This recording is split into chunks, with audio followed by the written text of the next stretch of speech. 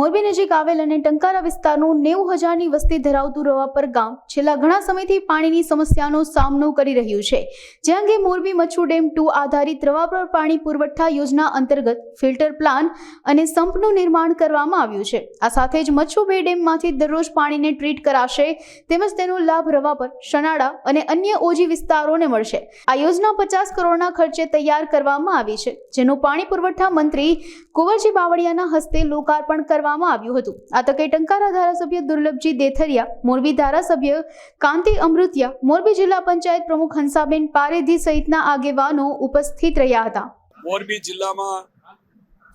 રવાપર ગામ એ ખૂબ મોટી વસ્તીવાળું,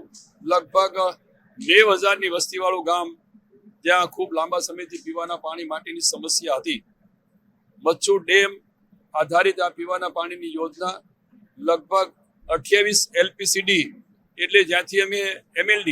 પાણી ઉઠાएंगे वो મચ્છુ ડેમમાંથી ઉપાડીને અમે એ પાણી ટ્રીટ કરીને લગભગ 6 બેડના ફિલ્ટર પ્લાન્ટમાં થઈને 40 લાખ લીટરની આ ઊંચી ટાંકી અને સૌથી મોટો સ્ટોરેજ કે જેના માધ્યમથી કદાચ એમ કહી શકાય કે આખું રવાપર ખરું પણ આજુબાજુના વસ્તીને ધ્યાનમાં રાખીને 1 લાખ લોકોને પીવાનું પાણી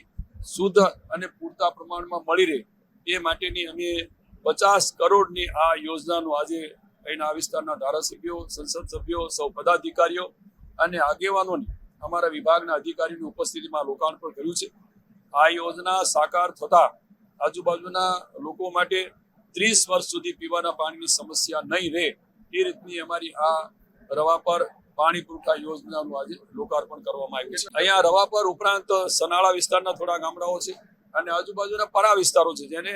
ઓજી વિસ્તાર જેને કહેવાય છે, એ વિસ્તારના ગામડાઓમાં પણ અહીંથી પાણી મળતું થશે।